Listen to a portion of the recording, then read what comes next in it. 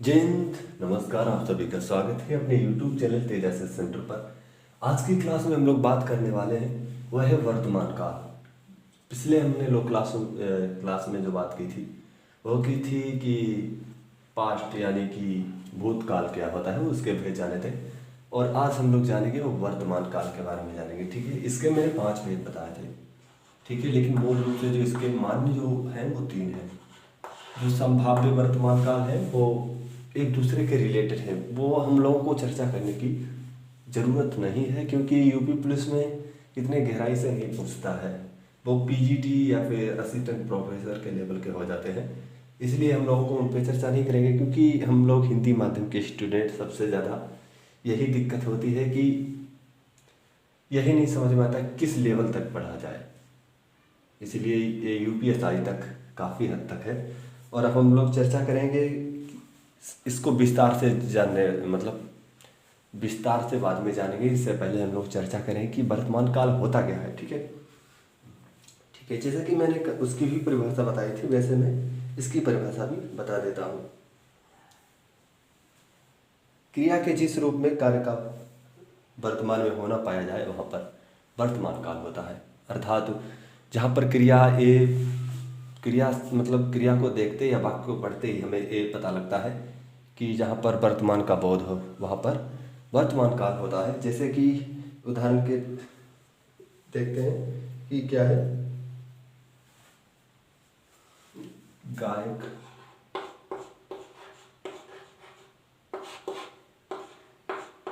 गीत गा रहा है।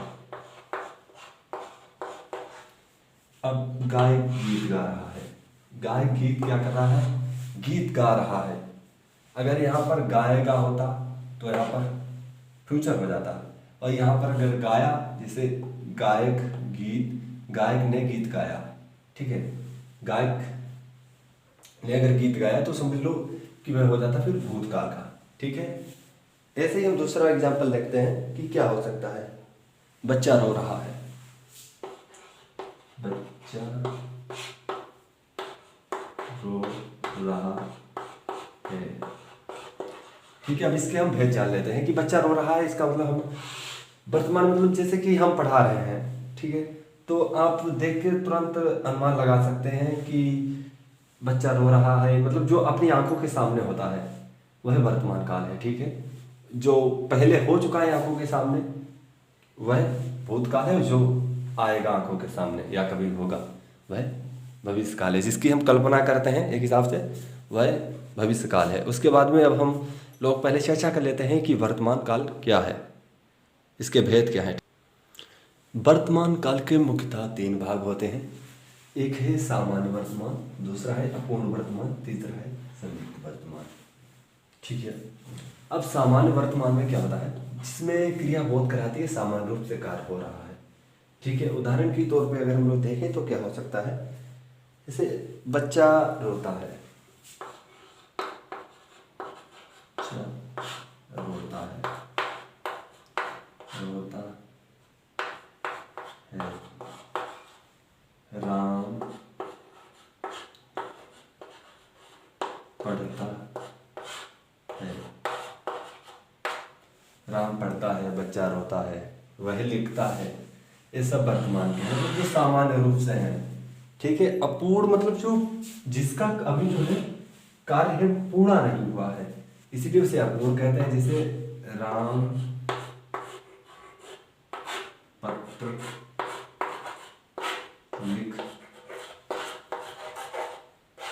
रहा है, मतलब जो इसका जो कार्य है वह पूरा नहीं हुआ है और ये चलता ही रहा है, चल ही रहा है, इसीलिए इसे हम अपूर्ण वर्तमान काल कहते हैं।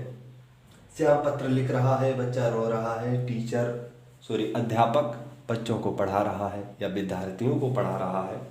और संदिग्ध वर्तमान वह होता है जो कि अनुमान लगाते हैं हिसाब से हम लोग कि संशय हो जाता है। मैंने पहले ही बताया था कि जहाँ पर संशय हो जाता है वहाँ पर संदिग्ध वर्तमान काल होता है, या संदेह हो जाता है। जैसे कि मतलब एक अनुमान लगा रहे, अब बच्चा रोता होगा,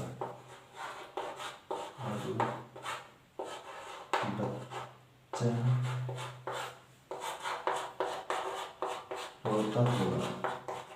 जैसे कि हम लोग यहाँ पे देख पा रहे हैं कि यह बच्चा रोता होगा, ठीक है। संदिग्ध वर्तमान काल, संदिग्ध वर्तमान काल में वह होता है कि मतलब हम लोग अनुमान लगाते हैं या फिर संशय का थोड़ा बोध होता है कि बच्चा रोता होगा, अच्छा अब बच्चा रोता होगा, ठीक है। संदिग्ध वर्तमान काल में मतलब यह होता है कि हल्का फ्यूचर की तरह लेगा, लेकिन उसका जो भावार्थ है वो एकदम वर्तमान में होगा। जैसे ये तो देखने में तो फ्यूचर लग रहा है, मतलब कि भविष्य का लग रहा है, गाएगी ये जाएंगे, लेकिन अगर इसका भावार्थ देखें, बच्चा रोता होगा, शब्द को नहीं रटना है। जैसे कि यहाँ पे लिख रहा है या फिर लिख रहा होगा, यहाँ पे जैसे रामपत्र लिख रहा होगा तो यहाँ पर ये संदिग्ध वर्तमान हो जाएगा।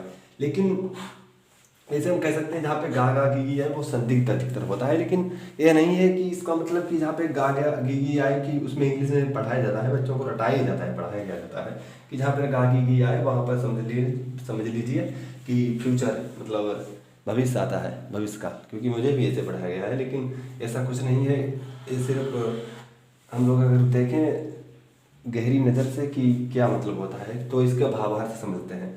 अब बच्चा रोता होगा मतलब हमारा भाव क्या कह रहा है कि बच्चा अच्छा रोता होगा, बच्चा रोएगा तो हो जाता है कि हाँ चलो वो भविष्य काल का है।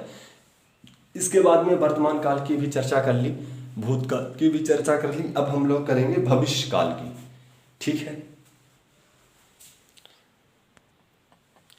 अब क्या है भविष्य काल? भविष्य काल क्या होता है?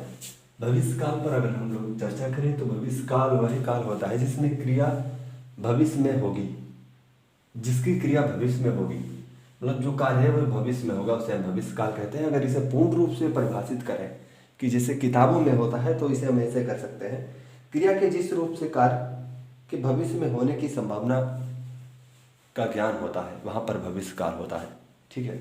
सामान्य भविष्य काल जिसमें सिंपली होता है कि जैसे श्यामा पत्र लिखेगी, हम घूमने जाएंगे, हम टहलने जाएंगे, हम गाना गाएंगे, हम किताब पढ़ेंगे, ठीक है। यहाँ पर वैसे उसमें भी क्या था कि जो मैंने अभी पिछले बताया है कि वर्तमान काल में था कि श्यामा पत्र लिखता होगा, ठीक है, तो वहाँ पर ता भी आता था, उसके बाद में गा भी आता था। वैसे नहीं रखना है क्योंकि हम पत्र लिखेंगे, लिख नहीं रहे हैं, वर्तमान में काल ही नहीं हो रहे हैं। हम घूमने जाएंगे अर्थात हम अगर अपने भविष्य की सोचें, वही सामान्य भविष्य काल होता है, जो कि एक सामान्य तरह से सोचते हैं। जैसे हम लोग गाना गाएंगे, हम लोग पढ़ने जाएंगे, हम लोग जब बड़े होंगे तो गीत गाएंगे, या फिर हम अपना गोल ऐसे सेट कर पाएंगे, ये जो होते हैं वो सामान्य भविष्य काल होते हैं, ठीक है। अब संभाव्य भविष्य काल क्या होता है? संभाव्य भविष्य काल क्या होता है? संभाव्य भविष्य काल वह होता है कि जो मतलब एक हिसाब से कि अनुमान लगाते हैं, इसमें बढ़िया तरह से अनुमान लगाते हैं एकदम कि जैसे कि पता नहीं वो आएगा या नहीं आएगा, या शायद राम पत्र लिखेगा, संभवतः वह आएगा, ठीक है, पता नहीं वो क्या करेगा। मतलब भविष्य में एकदम अनिश्चित कह सकते हैं, संभाव्य मतलब संभावना होती है, ठीक है। वहाँ पर हम संभाव्य भविष्य काल कहते हैं। और हम लोगों ने चर्चा कर ली है, और हम आपको कुछ जानकारी दे देना चाहते हैं कि जो भी लोग हिंदी टाइपिंग या इंग्लिश टाइपिंग सीखना चाहते हैं वह कमेंट बॉक्स में ज़रूर उत्तर दें या कुछ रिप्लाई दें कि सीखना चाहते हैं तो ठीक है, थम्स अप कीजिएगा। जिससे कि मैं आपको बता दूं कि हिंदी की टाइपिंग सीखने के लिए बेसिक चीज़ें हैं। आपको हिंदी वर्णमाला आनी चाहिए। अगर आपको हिंदी टाइपिंग सीखना है, चाहे मंगल फ़ॉन्ट सीखिएगा चाहे PDF सीखिएगा। और पहले तो मतलब फ़ॉन्ट ये होता है, जैसे कि पहले जब मैं सीखने गया था मुझे नहीं पता था कि जैसे हिंदी टाइपिंग, ठीक है, टाइपिंग को टंकड़ कहते हैं, टंकड़, ठीक है, टंकड़ ही हम लोग कहेंगे, टंकड़, ठीक है, इसे हम टंकड़ कहते हैं, यानी टाइपिंग, ठीक है, इंग्लिश में टाइपिंग कहते हैं। टाइपिंग अगर मतलब इंग्लिश की देखें, अगर इंग्लिश, ठीक है, उसके बाद में हिंदी, तो इसके दो हैं, एक मंगल फ़ॉन्ट है, फॉन्ट है, एक कुर्ती देव है।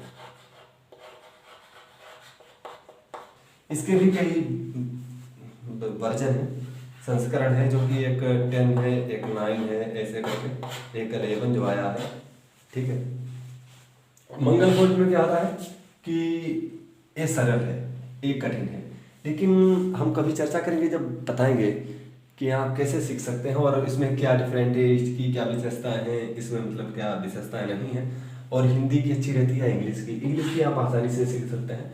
मैं आपको पूरी जानकारी और रणनीति बताऊंगा कि आप 2 मंथ में 35+ लाएंगे। ठीक है, क्योंकि मैंने भी कोशिश की है तो मुझे 3 मंथ लगे थे, क्योंकि मैं 1.5 घंटा डेली करता था इसकी। और हिंदी की मैंने 20 दिन में सीख ली थी, 20 दिन में हिंदी टाइपिंग, जो कि 25 और 20-22 के करीब 20+ होती है। ठीक है, 20+ मतलब, क्योंकि आप अगर हाथ आपके बन जाएंगे जब, तो इंग्लिश जब कर लेते हैं तो वही होता है। लेकिन मंगल फॉन्ट पे मैंने, ठीक है, कुर्ती देव का मैंने नहीं सीखा है, लेकिन हाँ कर लेता हूँ थोड़ा बहुत।